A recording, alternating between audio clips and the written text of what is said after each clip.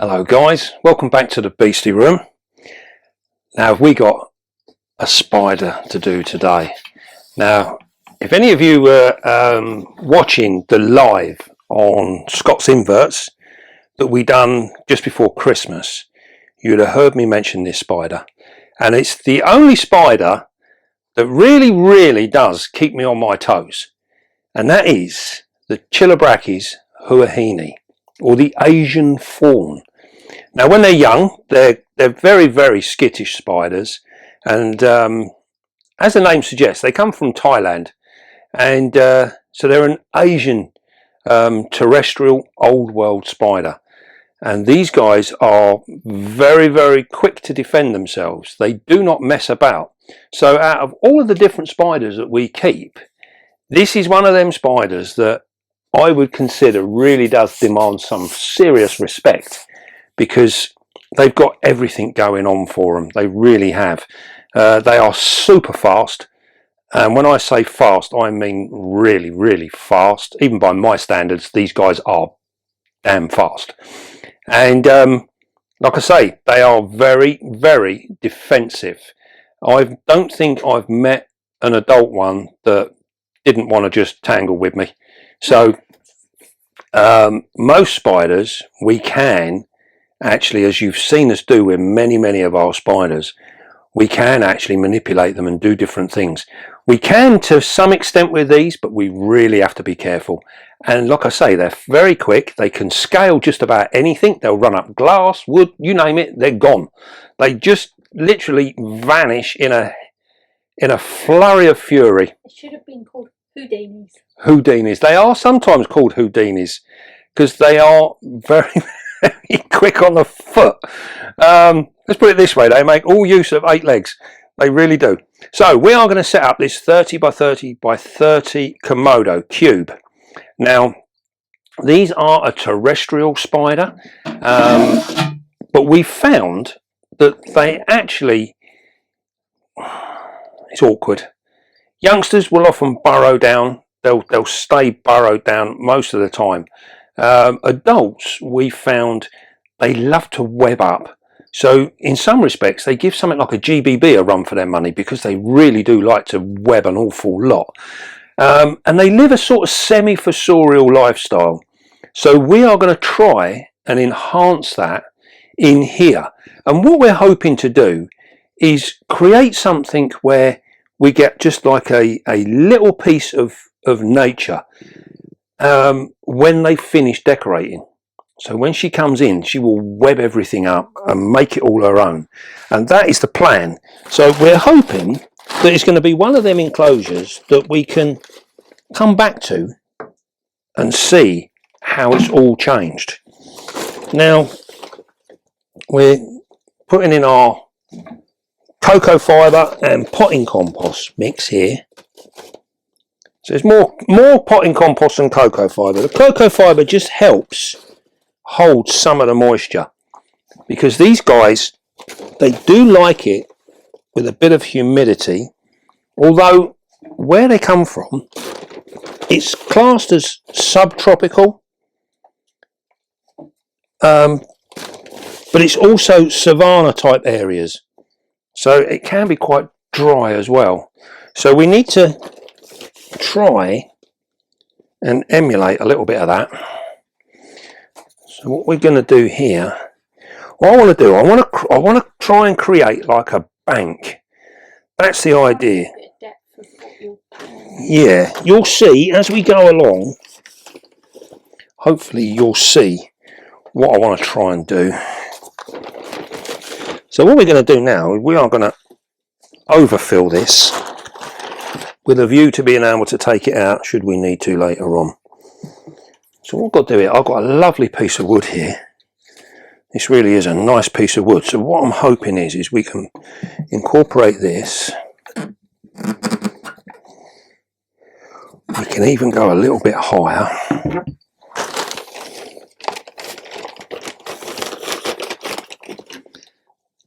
Now as luck would have it, we do in fact have a mature male as well.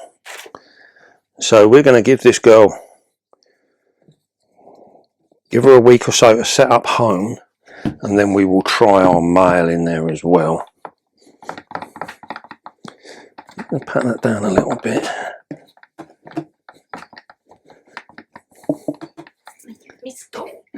Get your stool. Alright, so what we're going to do now is we're going to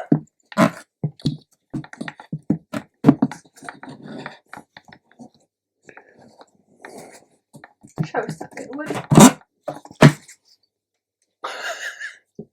Turn it around then. It's a lovely bit of wood, this. You're going to see more of it when we get it in. There we go. Alright, you finished with that? Yeah, you're done? Yeah, you happy now? Right, so what we're going to do, here we go. I just want to try and... Alright.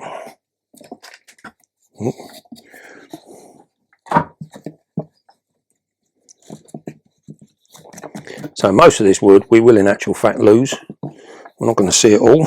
So we can get some more soil.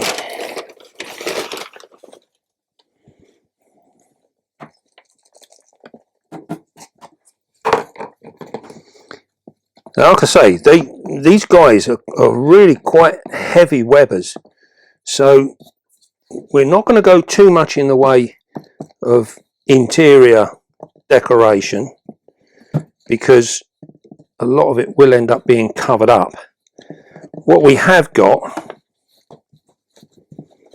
is some old bits of moss, just some scrappy bits, which we are going to put in this top piece to hopefully give it a bit of thing, and it'll also help fill up the hole.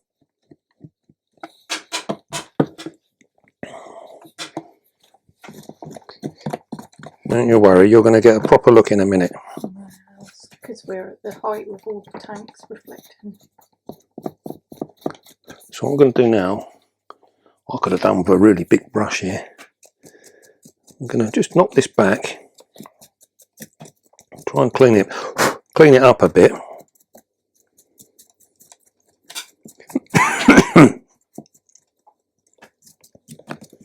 So I say these are an absolutely wonderful, wonderful spider. They're very underrated, I think.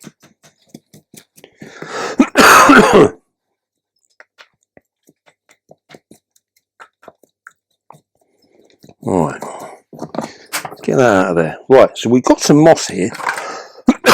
Excuse me. So what we're going to do now is we are going to use this moss to tie in this soil and what have you on the top, because there was a bit of a gap, and what we're hoping for is we want her to dig her way down in here. So if we cover the top up, we can, as you can see guys, the man flu is still not completely gone. It's still affecting the man.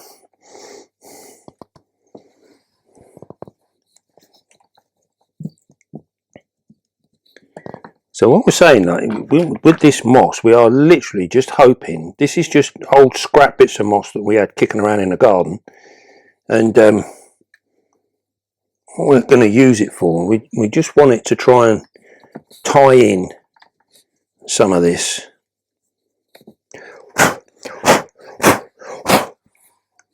You see, and then hopefully it will just fill that in a little bit. So what we're going to do now, we're going to put a little bit more soil in. Where's my tub?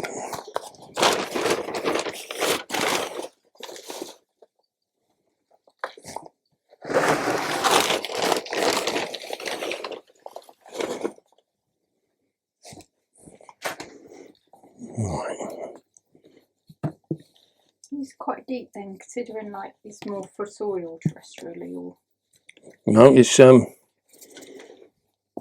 they are quite terrestrial, but they're opportunist burrowers, so we are expecting her to want to dig down. So what we're going to do now is we are just going to poke a hole in here. Apologies for the reflections. Yeah, don't you worry, we'll be there in a minute. So we're just going to literally just, with our fingers, just poke a hole in down there. And then hopefully she will use that as her retreat. We've got a water bowl here, which we're going to put in here. Chances are this water bowl will end up getting moved around and what have you, because of the nature of these with their webbing up and what have you. We're going to just add a, see if we can't, I wonder if we can do that actually.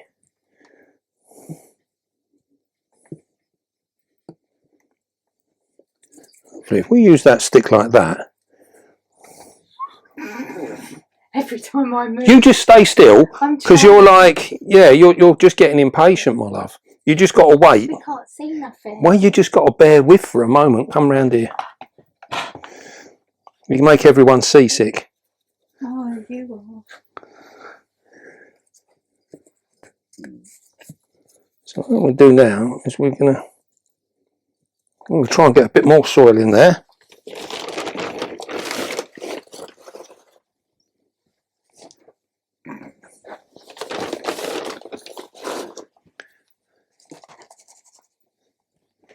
So we're going to put this in here. As you can see, we're using quite a bit. But we can't see.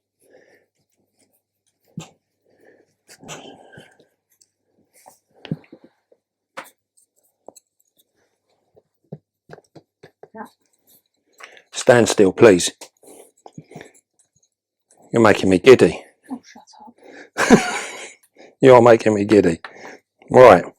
So hopefully we can get her to go down in there.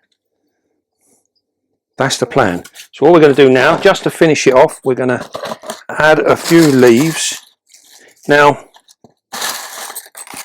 these leaves are literally just oak leaves that we've collected up. And we just dry them out. It beggars belief when I see people buying things like this, when they're all out there ready to just be picked up. And that is all you got to do. Is just pick them up, dry them out. They're perfectly fine. Not going to cause any harm to anything that you have. Right, I think we're going to leave that like that. And then we'll get our bit of tissue and just give our glass a little wipe down, because I've made a right mess. I hope you're going to be able to show us the spider not in the glass. Yep, we will.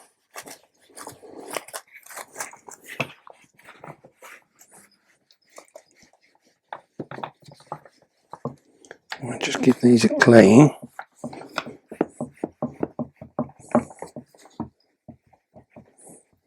There we go, look at that. That looks alright, doesn't it? Right, we've got our lid, we've got our spider in here. Now she has been living in this box while she's quietly been waiting. And here she is.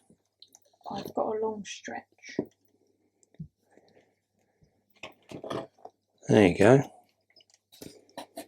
Look at that. And you can see now why they get their name, the Asian Fawn.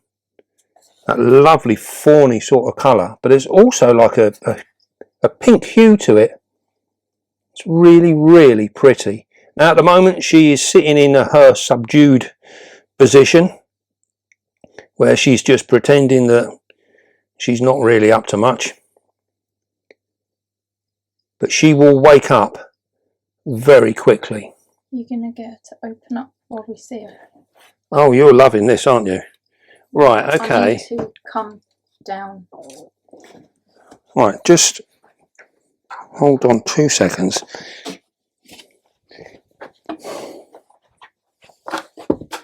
Right, come on there. And then we will move this around there like so. We'll bring her over here. As you can see, guys, we're running out of space here. Put that there. What we are going to do is clear our table a little bit. We're going to add our water.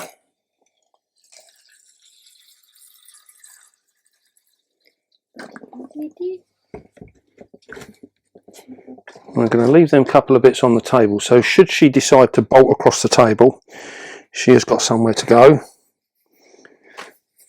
so she don't just disappear entirely. Right then, so what we're going to do... What's their bite like? Venom like, David? Very strong. Yeah. Yeah, they've got a very, very strong, medically significant venom, so we have to be extra careful. So what we're going to do now, we are going to touch her and see how she behaves. When we come to getting her out of this, it's going to be really interesting because we haven't really got room to get a box in there, and if we try, we might have to just try and walk her out, but I've got a feeling if we do that, she will just disappear straight down that hole, and that'll be the last we see of her. So we're going to try and get some good views of her here. Hopefully she won't come leaping out of this box. I really hope so anyway. In fact, I would rather they are more defensive, and then they tend to stand their ground. So like OBTs will give us that fight stance rather than run, which makes it easier to deal with, really. So what we're going to do, we are literally just going to touch her back end. She might just flick round.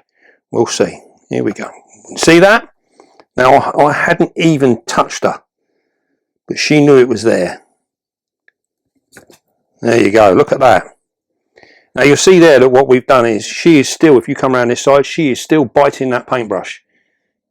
Get in there nice and close, you can see she is still giving that paintbrush a little bit of what for. We're going to move the end of it. See that? Look, all we're doing is wiggling that brush a little bit.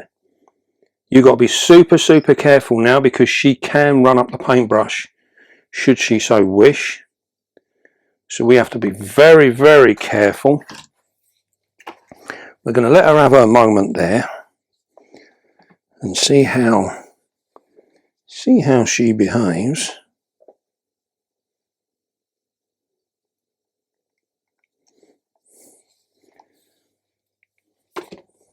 So as you saw there, we didn't even make contact, and she was on that paintbrush immediately.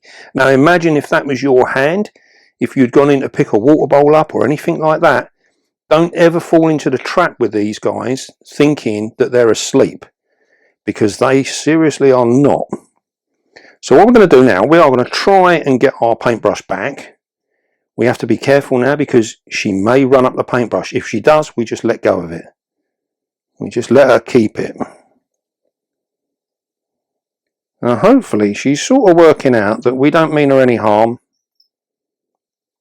See how she's coming round to the paintbrush now? Look, she's not entirely decided that it's gone. What I'm going to do now, I'm going to try and bring her up the glass. Maybe not.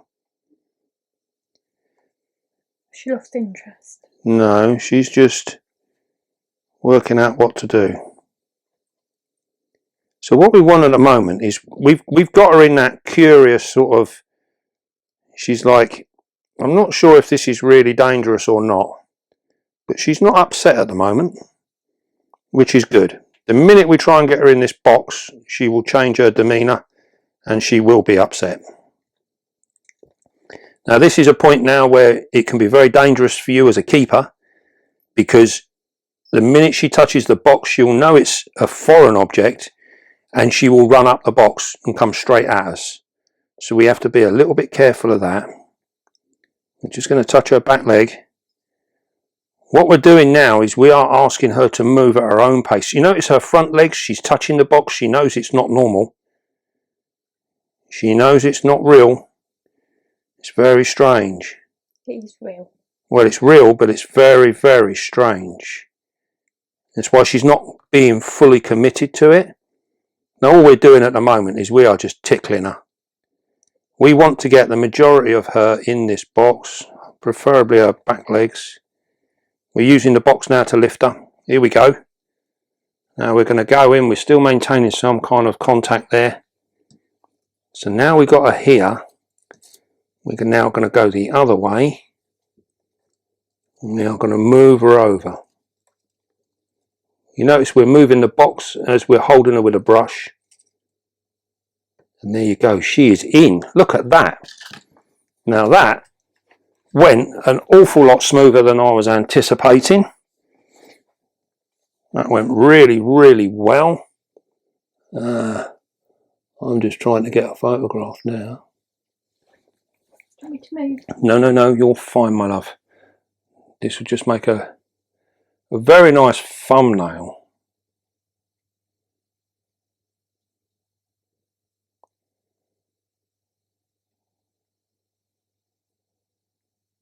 There we go. So as you saw there, she was actually very, very well behaved. Now don't fall into the trap of thinking that it's all over with, because she could quite easily just fly out now at any moment. So we need to be very, very aware.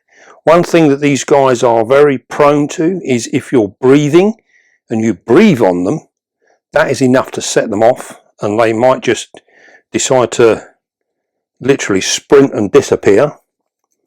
So we have to be very, very aware of everything that we're doing.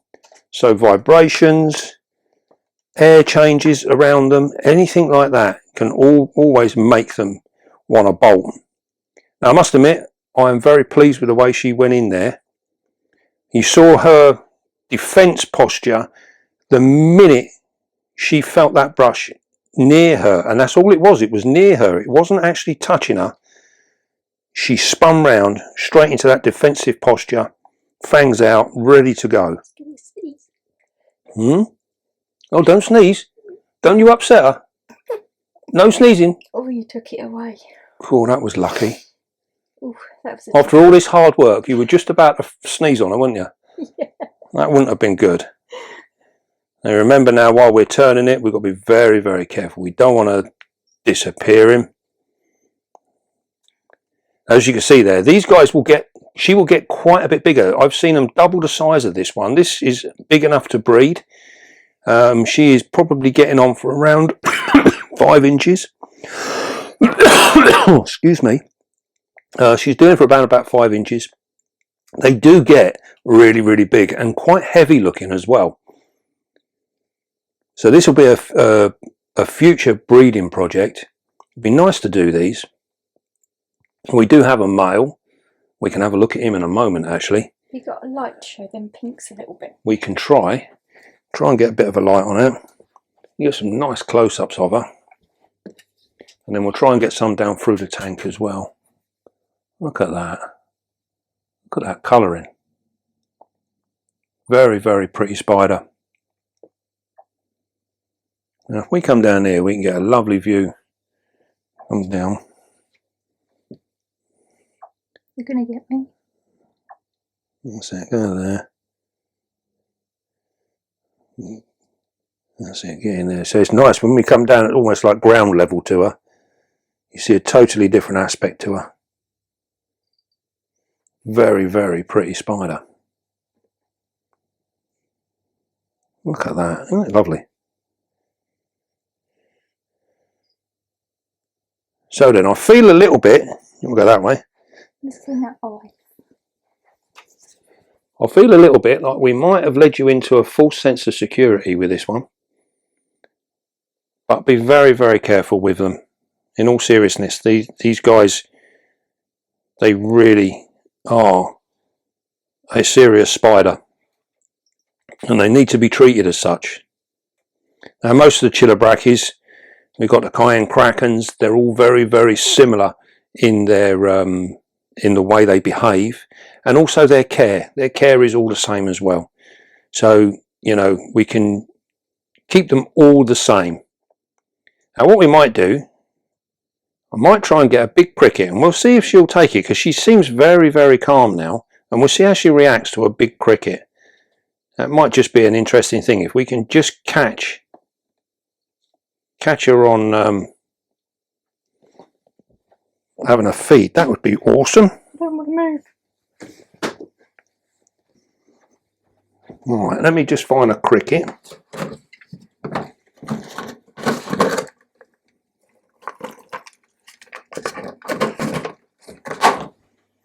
Alright, let's see if this works. Should I stay here? Yeah, might want to come out a little bit. Now, we don't often feed them when we first change them, but every now and again we get one that sort of sits and looks like it might just be okay. And we'll drop this in here.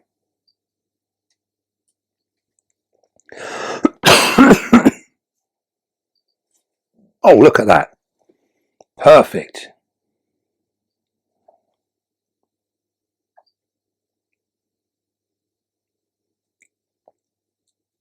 Even got a bit of a feeding clip as well. as well.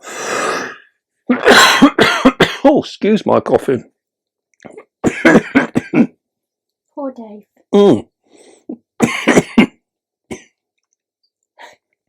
Here we are. We've got the most fractious spider in the world. There's camera lady with a sneeze evident, and me coughing. What is going on? Careful. So there you go. That is our Chilobrachys huahini. I think she looks absolutely wonderful in there. I'm really pleased with how this enclosure is looking. Really nice. So food wise, these guys will take, as you've just seen, a nice large cricket. They'll take dubias as well. They are very, very motion. They're very tuned into movement. So anything that moves around is going to go with them. They'll take dubias as well. I find the male dubias are real fun with these guys because they run around like mad. Same with the red runners. Anything that moves about. There you go, look at that. She's enjoying that. So I think we've actually shown there that even though she's been moved around, we didn't upset her. She's managed to stay nice and calm. We didn't really see any bad behaviour apart from that very first interaction. But then, as you saw, if we're gentle and we're deliberate with what we're doing, we can manoeuvre her and manipulate her. It was interesting that we said in the beginning that these aren't always the most easiest to manipulate like some of our other spiders. But she proved to be very, very good. So it just goes to show, even the most fiery of spiders, treated in a nice, respectful way, they can be good. Look at her, she's busy webbing up now. You can see that on the floor. Happy dance. She's doing a happy dance, and she's webbing everything up. And we want her to go down where she's going now. Hopefully she will excavate that out and make that her home. And then, all being well, she'll actually incorporate these leaves and bits and pieces into the funnel, into the entrance to her home. So she is looking really, really nice. That's it, we've come out. Right. So we will leave her be for a moment. Let her actually have her food. I'm going to try and move this. She's actually going down into that burrow now. You can see she's disappearing down into there. Right, so in terms of humidity, we're looking at these guys being up around about sort of 70 to 80% humidity. Now what this means is we don't want a wet enclosure, but we want moist soil, and you can see this is quite dark, so this is exactly where we want to be. You can allow them to dry out. They will do equally well in quite dry surroundings, but I find to get the best out of them, we want to try and hit it about midway. In terms of temperature, they do like it warm. The warmer, the more active, the more you'll see of them. We often see people saying about these being pet holes. If you feed them responsibly, you will, you won't have a pet hole. You will see your spider. In the daytime, they quite often hide away, but come the evenings, when it's nice and quiet and the lights are starting to go down, that's when you'll start to see them. Pop in and see them of a night time, an hour after lights out. These guys will be out and about, and they'll be looking for their food. I think you're looking up there. Some of you have been asking about our orb weaver. She is still with us, although for how long for now is questionable. She has fallen from her web once or twice. She's still feeding, but as you can see, her web is quite old and tattered now, and she's not making much more in the way of web. So I would say she is getting quite near the end of her time. She's still looking really, really good, but she's slowing down. She's starting to show the signs of an old lady now. Loved her. Yeah, she's a very special spider. Now, as you know with them guys, they're very seasonal, so they don't live forever, unfortunately.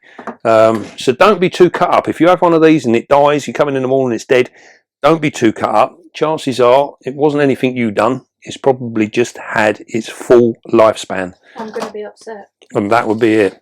Yes, it will be upsetting, but we just have to remember she had a good time. She had a good life. And yeah, she gets fed regularly. Right then, we will leave this huahini here. I say we have got the male, so we will try him. Do we have a quick look at the male? Yeah. Have a quick look at the male. He is here. If we come round here, we can bring him in. Now he is recently molted, so he is ready to go. Now with these guys, it's very, very difficult to work out sometimes whether they've made a sperm web or whatever. Right, here you go. Now these are, don't touch on him because they are very, very spooky. There you go. You can see he's of much finer build. He is mature now as well, so he's ready. You notice he's got the black feet. Very similar colouring to the female, but he's very slight in build compared to her. Very handsome spider. Very, very handsome. And you can see there, as long as we're careful, we're not banging him about, shocking him. He's nice and relaxed. As long as he stays within his home, he's got no reason to get too upset. So it's going to be an interesting pairing. Hopefully we will try and get it on film. They are difficult to catch on film, and the females on these, as are most of the Chilobrachys, are very, very hard on the males. Beautiful. You see his eyes, look at them. It's amazing. Actually, in our eyes, it looks very, very light. The camera brings it up quite dark. Right. So that is our male. So hopefully he's going to be a super stud and sort out our female good and proper. He looks like a super stud. He does, doesn't he? He don't look as sexy as my feather leg mind. He looks like a bit of a racing machine, doesn't he? Mm. Right then. So that is our huahinis. Here she comes. Get around here. Look at that. She's now playing around with the leaves. So we're going to put our lid back on our male. If you hadn't moved it, it was in a really good place. Let's get that on there. Right, that's him sorted out. Right then. Well, that is our Chilobrachys huahini, the Asian fawn. I hope you enjoyed that. And don't forget, be calm, be gentle, and love your spider. And I'll see you all soon, guys.